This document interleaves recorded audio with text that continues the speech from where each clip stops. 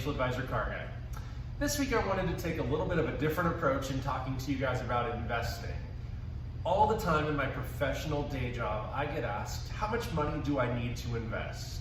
Or I'll do you one better, I have this much money, how should I invest it? Okay, so those are two of the most common questions I get literally every single day. So I want to take a few minutes today and just kind of walk you through a quick guideline, right? So if you have a fixed amount of money, I'm going to talk to you about how you should invest it and what your major objectives should be. So let's start with the first bracket. We're going to call this $0 to $100 of investable cash assets. So with no money, you obviously can't invest, but what you probably do have is some time. So I would say if your investing budget is $0 to $100, put that 100 back in the bank, wait. Take your time, study the markets, figure out what you think you eventually want to invest in. Find trends, find whatever it is that interests you, okay? But $0 to $100, do not invest yet. You do not want to put every last dime that you own into the market. Moving into the next bracket, we're going to call it $101 to $1,000. Now, if you fall within that bracket and your objective is to invest those dollars, you do have some opportunity. My recommendation to you for this particular bracket is don't come work with somebody like me. What you need to do is open your own brokerage account, whether it be with Robinhood, Fidelity, E-Trade, Scottrade, use the Cash app, whatever is the most convenient for you. And dabble a little on your own. Buy and sell. Fail a little bit if you have to, but do it until you get consistent. And if you can earn, let's call it 1% on an average day trade, you're doing really, really well, okay? So I would start there, again, with $101 to $1,000, open yourself a brokerage account and play. Learn the market, learn trends. Again, figure out what you're interested in and play around with it.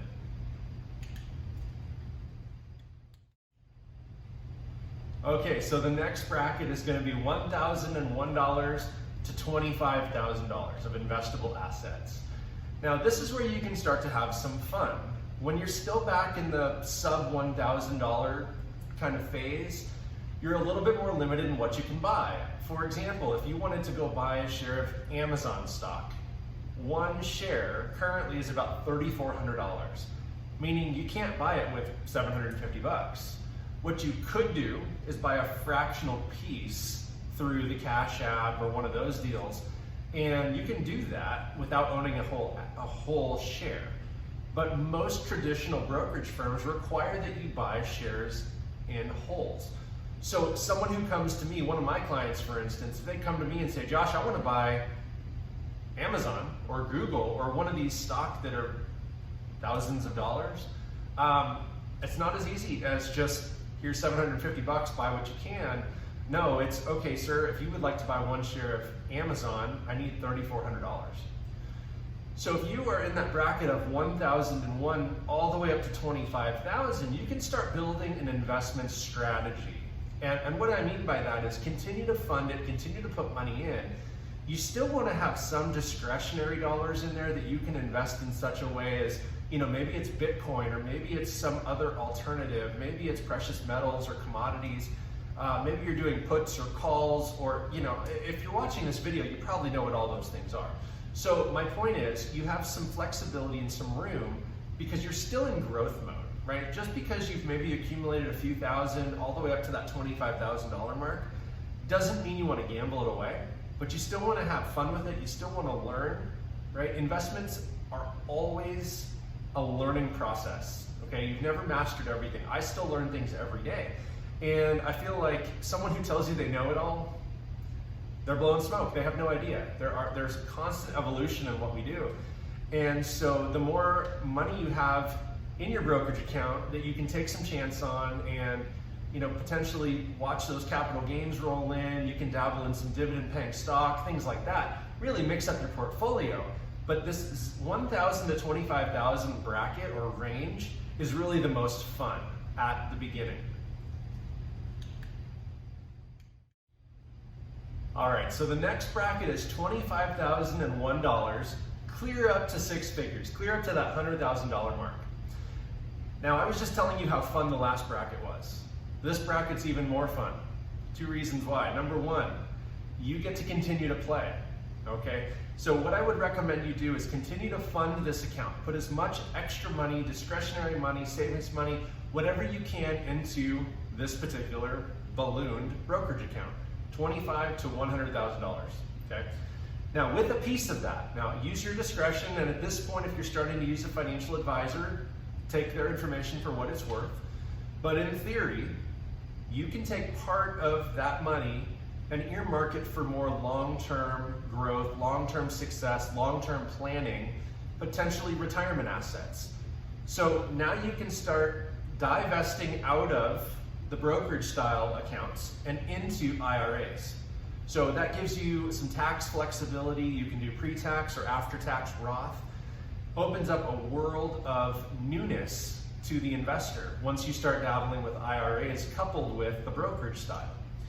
So $25,001 clear up to $100,000 really opens up potential possibilities. But the idea here is now you're making your active income turn to passive income. Now you're going to want to further diversify. So now you really do start paying attention to capital gains. You start paying attention to annual or monthly or quarterly dividends, and you figure out whether or not you want to reinvest in the same stocks. Maybe you cross reinvest into a different mutual fund. The possibilities are endless, but you can use those investments to leverage other investments. And if you're savvy, you can start using margin. You can start doing a lot of things once you're in this bracket. And well, don't take any of this as advice. This is just kind of rough guidelines for the average investor. But realize that when you get from $25,001 to $100,000, you've come a long ways, especially if you started in the $100 bracket or sub $100 bracket, and then worked up to the 1 to 1,000 or the 1,000 to 25,000. Here we are today. So keep plugging away, putting money in, reinvesting, doing your thing. Don't let up. And don't let failures get in your way. Sometimes that happens and you just want to make sure you can continue to move forward, hold your head up high and try again the next day. And for my next and final bracket, $100,001 and up. Okay, this is going to be the last bracket we talk about. You may have more money than that, and that's great. But when you hit that $100,001 mark, it is time to take a shift for the more serious. And what I mean by that is now we've already diversified into some tax beneficial IRAs. Maybe we've started dabbling in commodities. Maybe we're doing puts and calls. Maybe we're using some margin to our advantage. Maybe we're just growing our wealth organically, internally with mutual funds and stock. That's fine, that's great, and you want to continue to do that. But what you need to do is start focusing more on the long-term potential of these dollars. Compounding interest so far should have taught you that once money starts to grow, it sort of snowballs. And what I mean by that is if you think back to your childhood when you're watching a cartoon and somebody starts at the top of the mountain with a tiny snowball, right? And they roll it down the hill. And as it goes, it grows and grows and grows and grows. And it probably wipes somebody out down at the bottom, the villain or whoever it is. But conceptually, your money can do the same thing, and that's how compound interest works. You're growing interest on the interest, on the interest, on the interest, and so your account starts growing exponentially.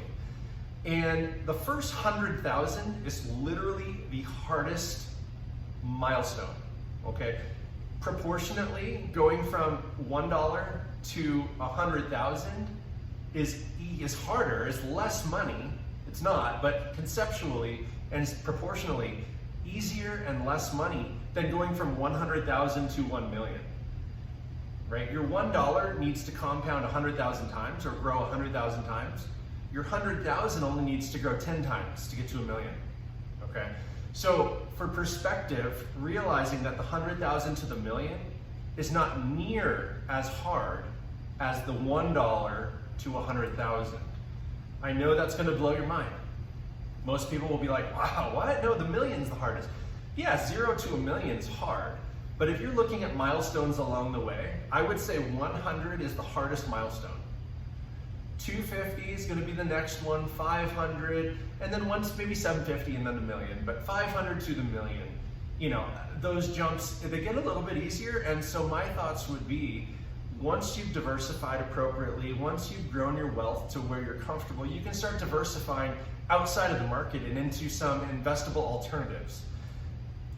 Things like cars, okay? If you can find cars that maybe don't depreciate, or cars that won't depreciate fast, you can buy something like this, drive it, put miles on it, use it as your daily driver, enjoy it, and then sell it for what you paid or really close to it. You guys are doing something right. You could leave that money in the market and drive a daily driver, drive a, you know, whatever it is, and that's fine too. But as a car guy, I want to drive something nice. I'm willing to sacrifice a little bit of money to do something like this. But I'll tell you, I've got equity in both of these cars. I built this Mustang by myself. I mean, I contracted out the paint and some body work and some mechanic work. But for the most part, I built this thing. I had a couple friends help me out, you know, outside of a couple 6-packs of beer and pizzas. I built that thing. This car I bought, done, turnkey, ready to drive. So I feel differently about both of them, but I have equity in both of them. I could sell both of them today for more money than what I paid, and that feels pretty good. I mean, to be able to drive this thing down the street and, you know, enjoy it and get to where I'm going as quickly as I want to and not be losing money. Even if I went down the road to the Toyota dealership and leased a Toyota Camry, right? My run-of-the-mill sedan. Nothing wrong with the Camry, they're great cars. But if I were to lease one or buy one, my payment's $300 a month, give or take, and I'm gonna just drive it until the wheels fall off, and I'm gonna depreciate it down to 0, and I'll, you know, sell it and it's worth not much. Or I can buy something like this, and yeah, I'm paying a lot more for it up front, but every month when I pay that car payment, when I pay my insurance payment, and put gas in the tank and all those things, I mean, maybe not insurance and gas, those are poor examples, but that car payment, I'm just putting money into a savings account, right? Because I'm basically just paying the bank the cheap 1.99% interest I've got on this car. That's way less interest I'm paying than all of my investable assets are earning. I mean, I have mutual funds that are doing 25% this year. So I can take some of my earnings and pay not only the interest that I'm making on a monthly payment, but I can also make the entire payment. So it's just leveraging your dollars. And once you get to a point where you can do that, it really opens up a huge world of possibilities. So you want to start considering shifting some of your dollars out of the day trading mentality and shifting them more to the long-term mentality. So what that means is, if you've got some high-risk mutual funds or stock that you think may someday just skyrocket, think of Tesla 3 or 4 years ago. Once they skyrocket, don't be afraid to take some gains, okay? That's where I think people make the mistake. Tesla went shooting up and then came back down a ways. It's not super far down, but it came down a ways.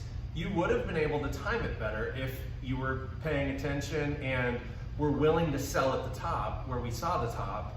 Even if it came down some, you could have sold, made all of your money, let it fall, and you could have rebought it today and made, you know, I don't know, $250 or $300 more per share than where it's at today. So that's one example, but my point of that is you want to start shifting dollars out of risk into more serious, long-term, stable investments. And don't let me make you think that these cars are long-term, stable investments. Realize that I could take this car out and crash it tomorrow, and I'm only going to get what the insurance thinks it's worth. Okay, so I could sell it for more than I paid, and it should be insured for what I paid, but the point is, they're not bulletproof investments. You drive them, you enjoy them, you're going to wear and tear them, you're going to need to put new tires, you're going to need to do all those things. Whereas your investment portfolio can be put on autopilot or cruise control and just grow. So what you need to do is, just like putting gas in the tank, you need to continue to monetize and fund all of your investment vehicles, whether they be IRAs, whether they be brokerage accounts, whether they be vehicle maintenance, doesn't matter. Take care of your stuff and it's going to compound out in value. I did a video several weeks ago about other alternatives where we talked a little bit about Bitcoin, we talked a little bit about sports cards, you know, and some of the successes that I've had with sports cards specifically. And there are ways to, you know, buy that stuff on a good deal, sell it for a little higher price if you know how to do that. But stocks, bonds, commodities, those kind of things in the market are a surefire way of long-term wealth. And while as a licensed financial advisor, I cannot ever guarantee anything. I cannot give you a guarantee. But what I can tell you is if we looked at the market over the last 100 years, 75% of those years the market's been up and only 25 have they been down. And every time the market crashes, at some point, the market comes back to an all-time high. Every time. It has never not done that. So, I can't guarantee it, but the market is a fantastic place to invest your long-term wealth. So in closing, guys, thanks so much for watching. If you guys have any questions about what I just went through, please comment down below. As always, I would love nothing more than for you to like and subscribe, hit the notification bell. I'd love to let you know when I post. Generally, it's Friday afternoons. I only do one video a week, so you're not going to get tons of emails or anything from me, but I love the feedback, so keep it coming. Follow me on, you know, Facebook, Instagram, TikTok. Subscribe here on YouTube. And as always, may every investment you make be a good one. Till next time.